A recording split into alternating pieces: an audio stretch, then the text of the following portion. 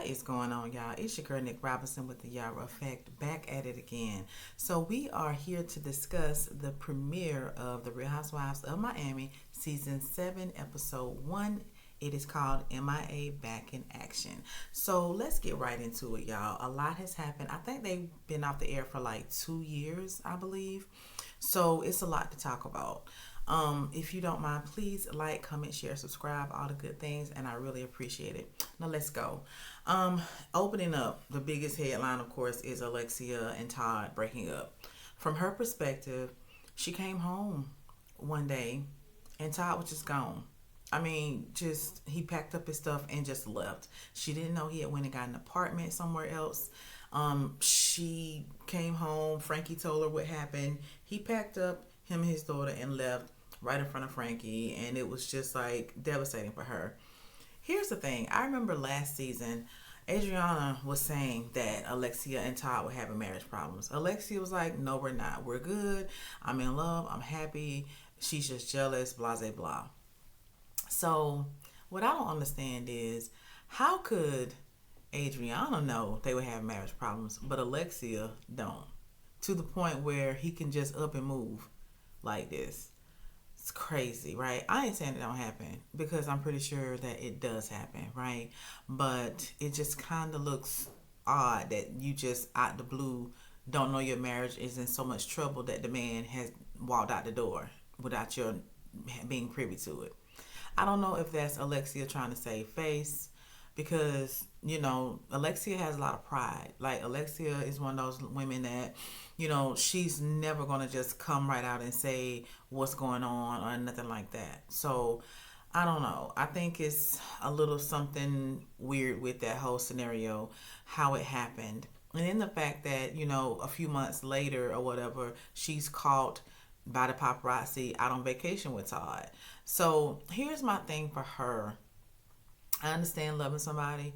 I understand wanting your marriage to work and stuff like that. But the issue that I personally would have with it is if you could be in a relationship with a man and you don't know it's so bad that he just up and move out and you got no inkling of an idea that that's what he was thinking, that that's where it was headed, then how do you know it won't happen again? Like, that's my whole thing. Like, girl, maybe you don't want to be divorced or whatever for the third time. I get it.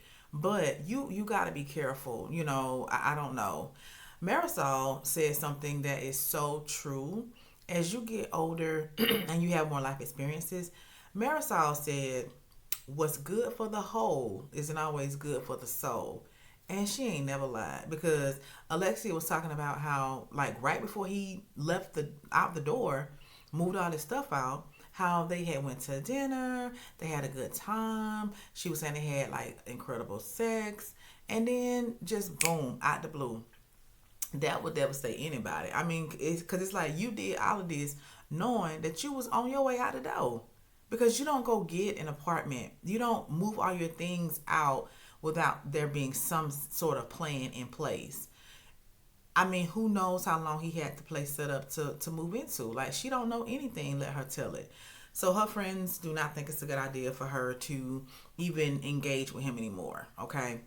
Let's move on. Lisa's ex, Lenny, and his girlfriend, fiance, Katarina, is hit the blogs that they had broken up after a year of being engaged. So Lisa was talking with Marysol and Alexia, and she was like, well, I got something to think about now because I have to consider the kids, blah, blah, blah. As it turns out, she was just joking because they were concerned that she was going to like go back to Lenny because that would be the easy thing to do, right? I mean, like, she had this big grand lifestyle with Lenny, thus the father of her children. They were married 15 years. So, somebody could potentially like see that as a way back in. Luckily, she's not going to do that. She said that she's not going to do that. Her and Jody are still together, and she wants to continue on the path that she has gone on.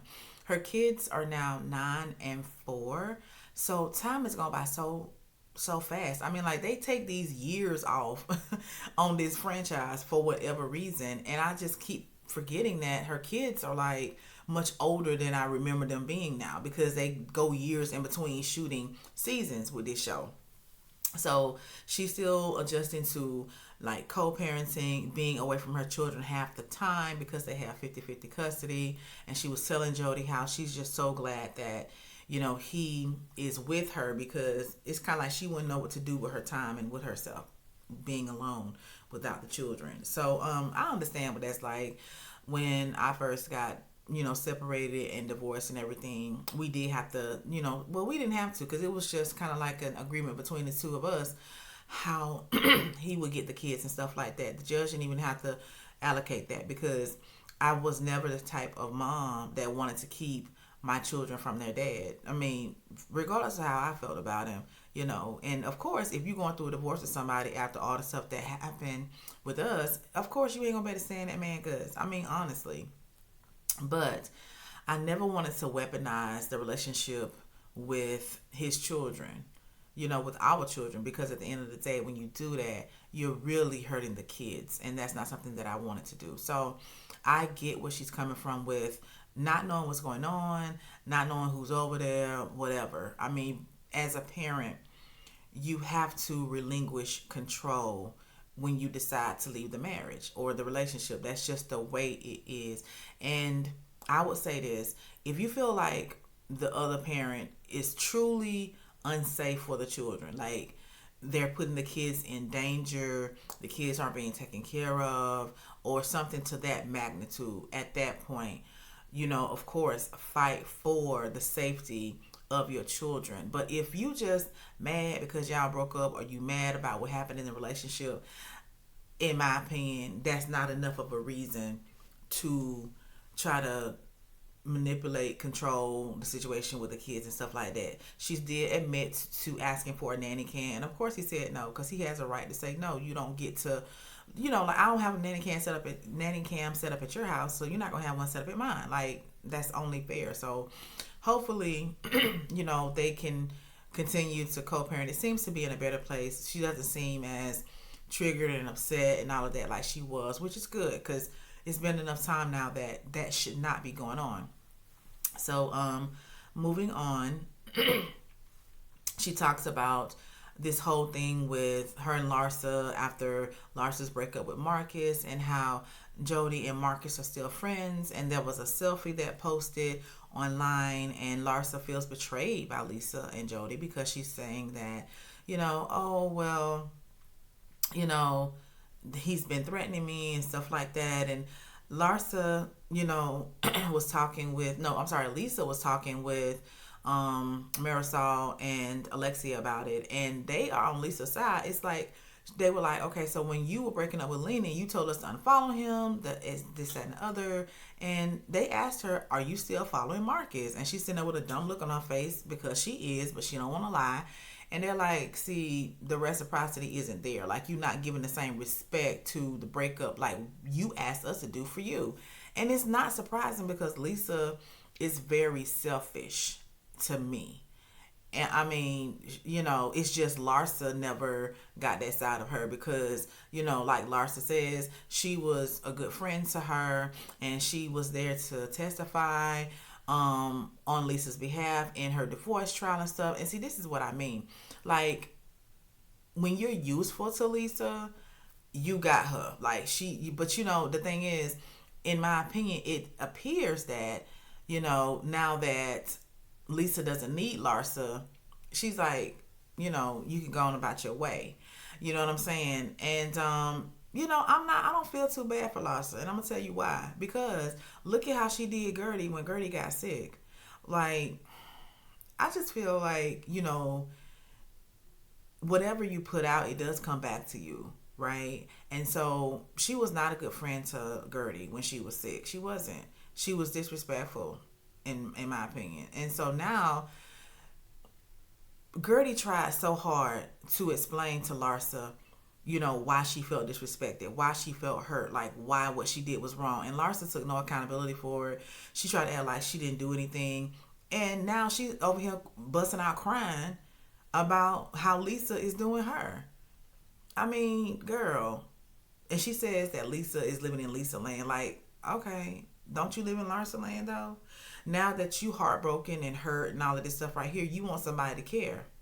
But Lisa don't. I mean, she really doesn't. And it's like she was like, "Oh well, I can't control Jody," which she can't. But Larsa feels like, okay, Jody is just being an opportunist. She knows that Marcus Jordan is Michael Jordan's son, and who doesn't want to be, affiliated with that name because it's only the biggest name in basketball. You know what I mean? And whatever. So it's kind of like Larsa feels betrayed, and Lisa is like, okay.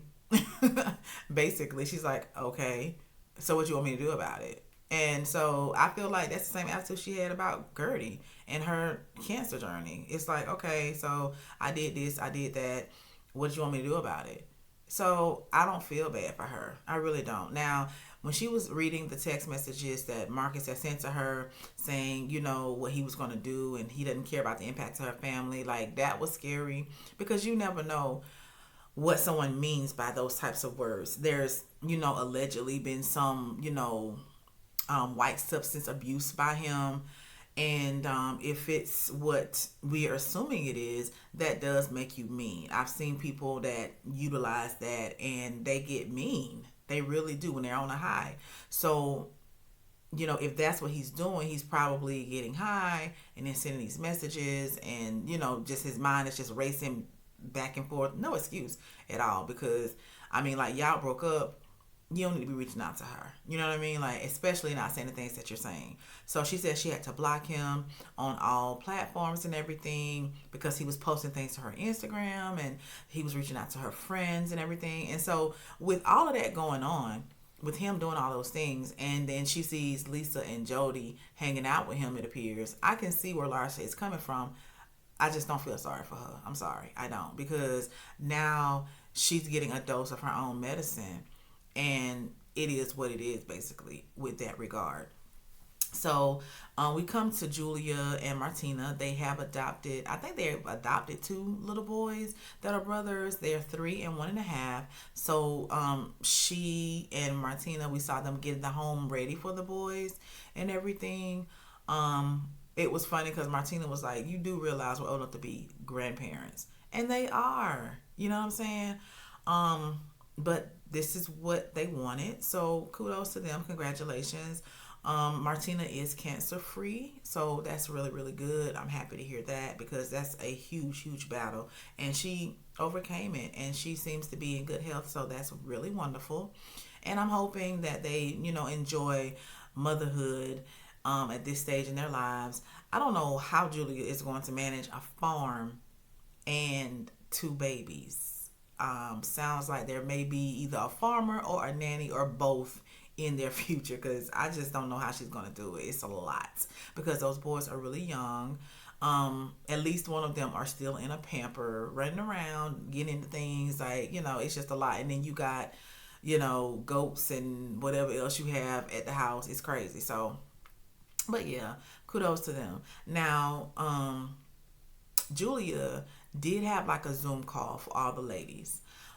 Everybody was there except Kiki, who had something going on with her daughter. And then Gertie did try to join the Zoom call, but for some reason she wasn't able to join. She then had to get to a business meeting for herself, but reached out to Julia. Julia seemed to have taken offense to the fact that she wasn't on the Zoom call, even though she knew that Gertie was having a problem trying to get on the call. So she told Gertie, according to Gertie, well, you'll just have to find out with the rest of the world what the news is. And so Gertie was like, okay, like I tried to get on the Zoom, like why are you acting like this? But when she was talking to Martina, Julia told Martina like, oh well, she didn't show up to the call, and then she gave me a dry congrats text message. And so I don't know what's going on. Gertie seems to be confused about what's going on as well. Julia is just like seeming dismissive based on Gertie's perspective of things, and we don't know why. So speaking of Gertie, she is talking about like the after effects of cancer and all the surgeries, treatments, radiation, reconstructive surgery that she's had to have and everything. And let me tell you something. Like, I myself haven't had cancer, but my husband did, and it's really a journey. It's I mean, no matter what kind of cancer you have, it is a true journey. And we hear her telling her husband, I don't want you to feel like you're my caregiver. And I can understand why she would say that, because this is a discussion that my husband and I have had. And truly, when someone that you love is going through something like that and you really love them, you don't see it that way. And of course, Russell is like, I don't see it that way. But from my understanding, from the discussions that I've had with my husband about it, it's kind of like the person that's ill feels like it's their fault. They feel like, they brought this massive, huge thing into your lives, and, they're upset that things that, have been planned or talked about have been eroded by this horrible disease that you have to focus all of your time and attention on.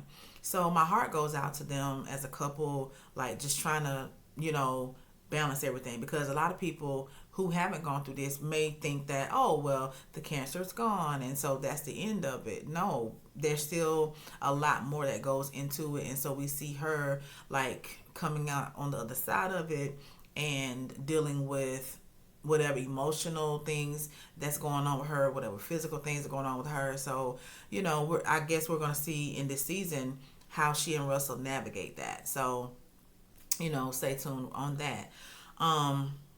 Basically, Alexia and Larsa meet up for dinner alone, and they're talking about the fact that, Larsa's confused on what Alexia is doing with Todd. And Alexia's like, well, you're not single until you're divorced. I'm still married. I still love him. And it sounds to me like Alexia is going to try to work things out with Todd at this point. That's where she is with it. Marysol said that in their culture, because they're Cuban, right? She said in their culture, the women forgive their men too many times.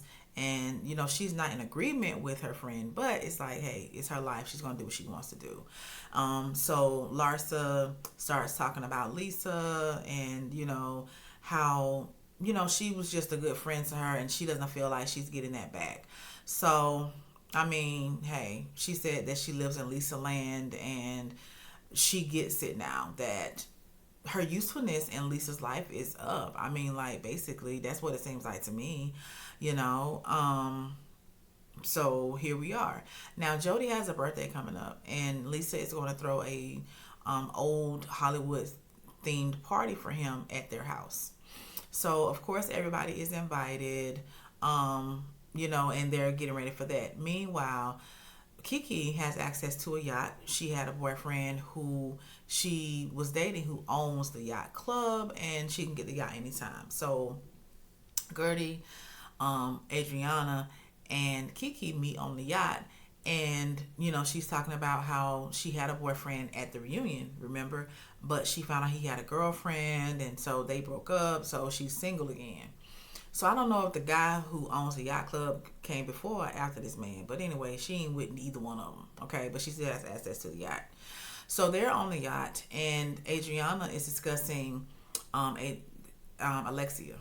And complete 180 from last season, because last season she was like trashing Alexia and talking about how bad her marriage was. And then this season she's like, well, I hope they can get to a better place, blah, blah, blah. And we're all like, okay. But as it turns out, maybe Adriana is talking about that because she has her own man now. His name is Aubrey. He's French. He's a Marquis. They've been dating for 6 months. And she brings him to the party that Lisa is having for Jody. Okay, so now we're at the party. And, it's a lot of tension going on. There's tension between Julia and Gertie and Martina. Gertie just gone and put it out there like, I feel like I'm on the outs and I don't know why. And Martina's like, that's between you and Julia. I don't really have enough information to talk about it. So she leaves it alone.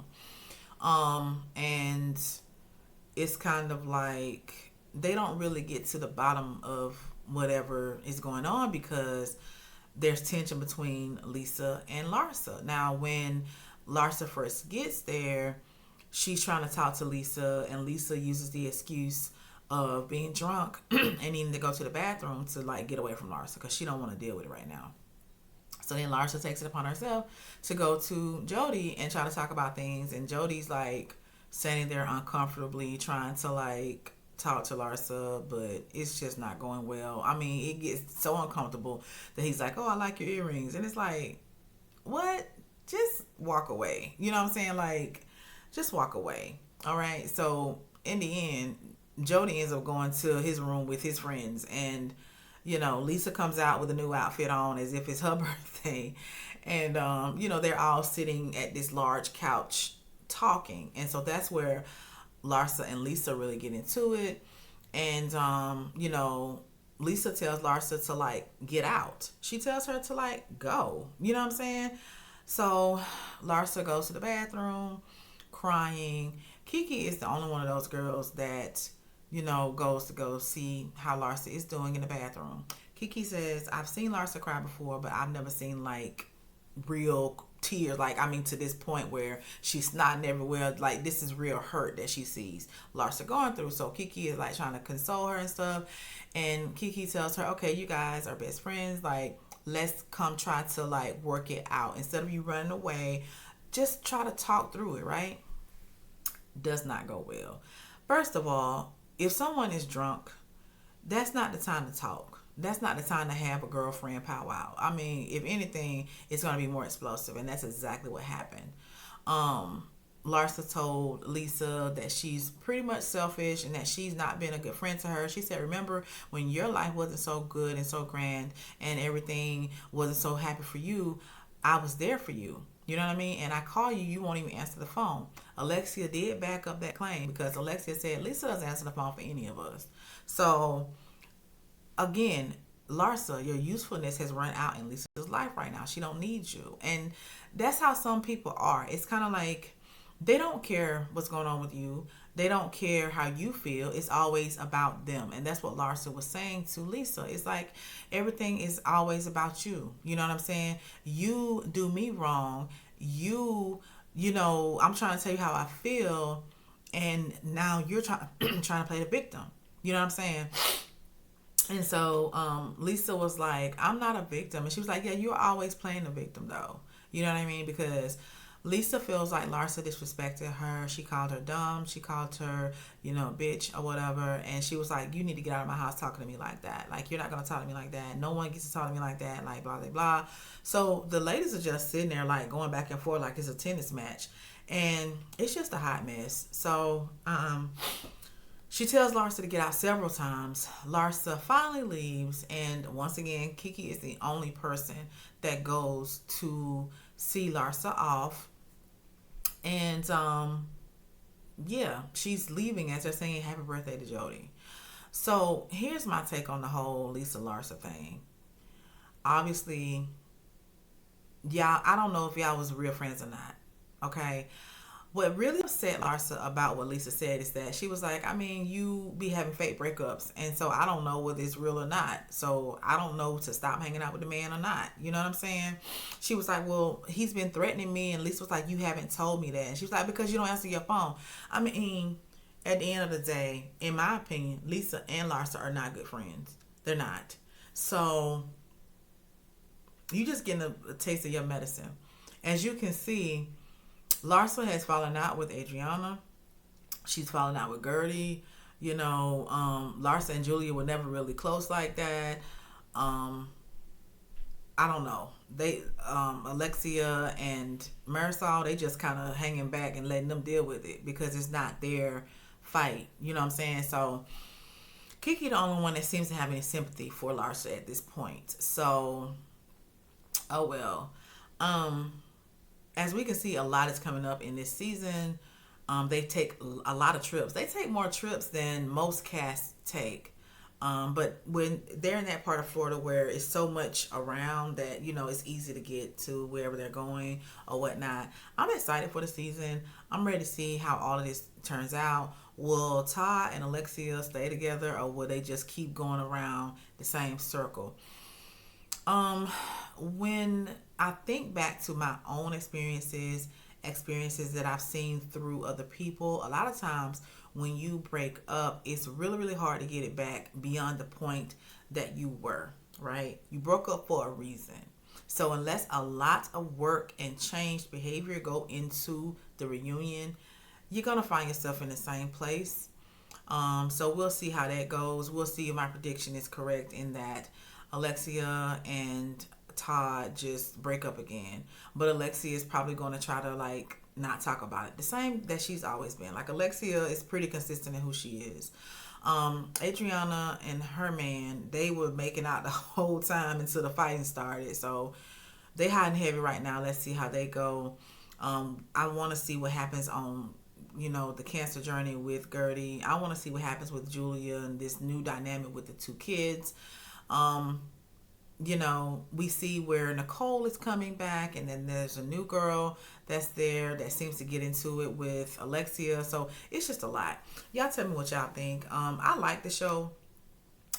It's better than some of the other franchises. I feel like, to me right now, Miami seems to be better and is going to be better than Atlanta right now. To me, Atlanta has kind of fallen off.